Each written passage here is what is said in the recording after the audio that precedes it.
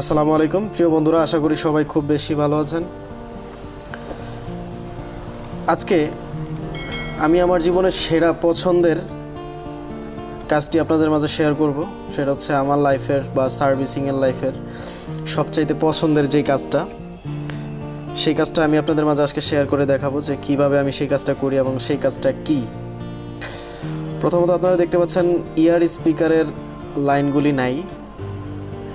ইয়ার স্পিকারের লাইনগুলি না থাকার কারণে আমি মাদারবোর্ডের পাওয়ার আইসিটা আমি তুলে নিলাম। তো মূলত সবসময় আপনারা খেয়াল রাখবেন যেই সব ফোনের যেই সব আইসি উঠাবেন মাদারবোর্ডের, যে অপোজিটে যে আইসিগুলি থাকে সেগুলো যদি ফেস্টিং হয়ে থাকে তাহলে আপনাকে খুব শর্টকাট আইসিটি তুলে নিতে হবে খুব তাড়াতাড়ি। যদি আপনি খুব বেশি সময় নেন বা অনেকক্ষণ হিট দিতেই থাকেন বা হিটের পরিমাণ যদি একটু বেশি হয়ে থাকে তাহলে ফোনটা ডেড হওয়ার অনেকটা চান্স থাকে। তো সবসময় আপনাদের সাজেস্ট করবো আপনারা অবশ্যই হটগানটা আগে চালু দিয়ে কিছুক্ষণ অন্য জায়গায় রেখে একটু গরম হলে তারপরে হচ্ছে বা ভালো গরম হলে তারপরে হচ্ছে আইসির উপরে আপনারা হটগানটা ইউজ করেন, অথবা আইসিটা উঠান তারপর হিট মানে হটগানটা চালু করেই আপনারা সরাসরি আইসিতে দিয়ে দিবেন না বা মাদারবোর্ডে ইউজ করবেন না। সেই ক্ষেত্রে আপনার ফোনটা মাদারবোর্ডটি ডেড হওয়ার একটা চান্স থাকে। বিকজ হচ্ছে গিয়ে যখন আপনি অনেকক্ষণ যাবত হিট দিবেন তো মাদারবোর্ডটি ড্যামেজ হওয়ার বা হচ্ছে ফেসটা নষ্ট হওয়ার একটা চান্স থাকে। আমি মেপে নিচ্ছি যে আসলে পাওয়ার আইসি থেকে ওই জায়গাটায় লাইন যায় কি না, অরিজিনালি কি মাদারবোর্ডেই প্রবলেম না আইসিতে প্রবলেম। আপনারা দেখতে পাচ্ছেন এখানে কোনো মানই দেখাচ্ছে না, কোনো ধরনের কোনো মান দেখাচ্ছে না। সো এতে বোঝা যায় যে কোনো ধরনের মান এখান থেকে ওখানে পৌঁছায় না। তাহলে এতটুকু ধারণা করতে হবে যে আইসিটি সম্পূর্ণ ভালো আছে। তো আমি সম্পূর্ণ কাজটি কমপ্লিট করলাম, করার পরে আমি এখন আইসিটি লাগাচ্ছি। এর ভিতরে ভিডিওটা আমি একটু পজ দিয়েছি, আমি ভিডিওটি তো এতক্ষণ পর্যন্ত করি নাই। সেই কাজটার ভিডিওটি আমি করি নাই বা হচ্ছে আমি একটু পরে আপনাদের দেখাবো।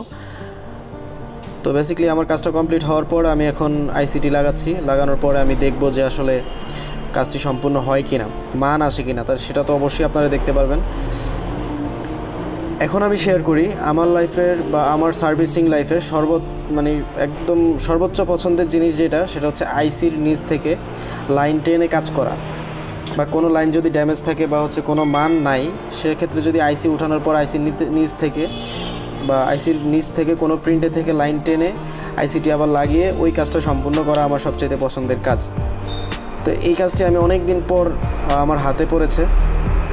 এই ধরনের কাজ এখন বর্তমানে খুব কম, বেশিরভাগ ফোনেরই হচ্ছে মাদারবোর্ড খুব বেশি ড্যামেজ থাকে এবং হচ্ছে আইসিগুলি নষ্ট থাকে, নতুন আইসি লাগাতে হয়। তবে এই ফোনটাতে আমি দেখলাম আইসিটি সমস্যা না, সমস্যা হচ্ছে আপনার মাদারবোর্ড ভেঙে যাওয়ার কারণে। ইয়ার স্পিকারের যে লাইনটা, সেই লাইনটা খুব জায়গাটা একটু পাতলা হওয়ার কারণে এটা ভেঙে গেছে বা একটু দুর্বল হয়ে গেছে, দ্যাটস ওয়াই লাইন আসে না। আপনারা দেখতে পাচ্ছেন আমি দুইটা লাইন বের করছি আইসির ভিতর থেকে।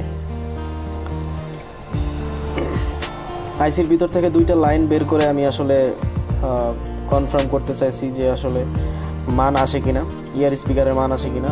তখন আমি কনফার্ম হব যে আসলে কাজটি সম্পূর্ণ হবে। তো আপনি দেখতে পাচ্ছেন আমি দুইটা যে লাইন বের করেছি আইসির নিচ থেকে বের করে আবার সুন্দর করে আইসিটা আবার আগের জায়গায় লাগিয়ে দিছি। এখন আমি মাপ দিয়ে দেখব যে আসলে লাইনটা কনফার্ম আসছে কিনা। আমি একটু শোল্ডারিং করে নিচ্ছি, বিকজ হচ্ছে গিয়ে শোল্ডারিং করলে আমার মিটারে ধরতে একটু সুবিধা হবে, মিটারে কানেকশনটা ঠিকভাবে পাবে। তো শোল্ডারিং করা হয়ে গেল, এখন দেখব যে আসলে মান আসে কিনা। আর সবসময় একটা জিনিস খেয়াল রাখবেন, আপনারা যেই মাদারবোর্ডেরই কাজ করেন না কেন, মাদারবোর্ডে যেন অতিরিক্ত প্রেশার না পড়ে। আপনি হটগান ইউজ করলেই যে আপনার মাদারবোর্ড ডেট হবে বিষয়টা এরকম না। আপনি যখন টিনটা খুলবেন তখনও ডেট হওয়ার চান্স থাকে। আমরা মাপ দিয়ে দেখতেছি যে এখানে লাইন আছে কিনা। ইয়েস, প্লাস লাইনটা ওকে আছে। এখন মাইনাস লাইনটা একটু চেক দিব, মাইনাসটা ওকে আছে। তো বন্ধুরা দেখতে পেলেন যে আসলে লাইনটা বের হয়ে গেছে আইসির নিচ থেকে। বের করার পরে এখন চেক দিলাম।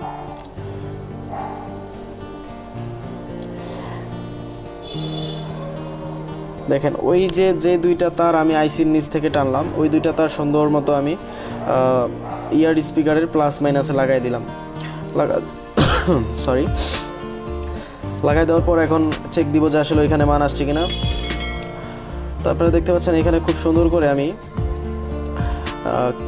আইসির নিচ থেকে দুইটা লাইন টেনে বের করছি এবং হচ্ছে আপনাদের দেখানোর ট্রাই করতেছি যে আসলে কোত্থেকে, যেহেতু লাইনটা বের করার সময় আপনাদের দেখাইনি, তো বের করার পরে আমি কোত্থেকে লাইনটা কোথায় নিছি আপনারা দেখতে পাচ্ছেন।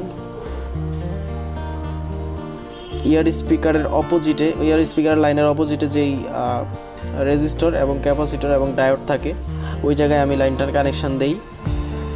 তো তার ফলে দেখা যায় যে লাইনটা খুব সুন্দর চলে আসে। আপনারা যারা নতুন তাদেরকে অবশ্যই বলবো আপনারা কখনোই এই ধরনের কাজ নিয়ে বিভ্রান্তিতে পড়বেন না। আপনাদের কাছে যদি ডায়াগ্রাম থাকে তাহলে অবশ্যই ডায়াগ্রাম দেখে কাজ করবেন, তাতে অনেক সুবিধা আছে। আর যারা যারা এখন পর্যন্ত ডায়াগ্রাম নেননি তারা অবশ্যই নিয়ে নেবেন, এটাতে আপনার সার্ভিসিং করার ক্ষেত্রে অনেক উপকারে আসবে এবং হচ্ছে আপনি অনেক বেশি আপডেট হতে পারবেন।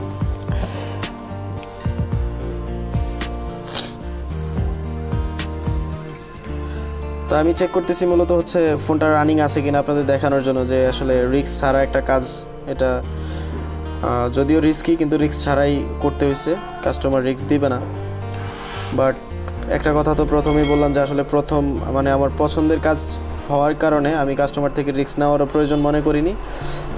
আমি নিজে থেকেই চিন্তা করলাম আমার পছন্দের কাজ এটা হয়েই যাবে, মিস হবে না। তো সেই টার্গেট থেকে হচ্ছে আমি কাস্টমার থেকে রিস্ক ছাড়াই আমি ফোনটা নিই। কত বিল দিবে এটা সাবজেক্ট এটা আমি কোনো ইস্যু তৈরি করিনি, আমি জাস্ট কাজটা করব বা আমার পছন্দের কাজ হিসেব করেই আমি ফোনটা নিয়েছি কাজ করার জন্য। এন্ড অফ দ্য ডে আমি সফল হয়েছি এবং হচ্ছে পারফেক্টলি আমার মাইক্রোফোনের ইয়ারফোনের লাইনটা খুব সুন্দর চলে আসছে এবং হচ্ছে আমি কাজটা সাকসেসফুল হয়েছি। তো আমার মতো সবাই এরকম সাকসেসফুল হওয়ার জন্য অবশ্যই আপনার বিশ্বাস রাখবেন কাজের প্রতি। তো সবাই ভালো থাকবেন, ততক্ষণ পর্যন্ত নতুন ভিডিও পর্যন্ত অপেক্ষা করবেন। আসসালামু আলাইকুম রহমতুল্লাহ।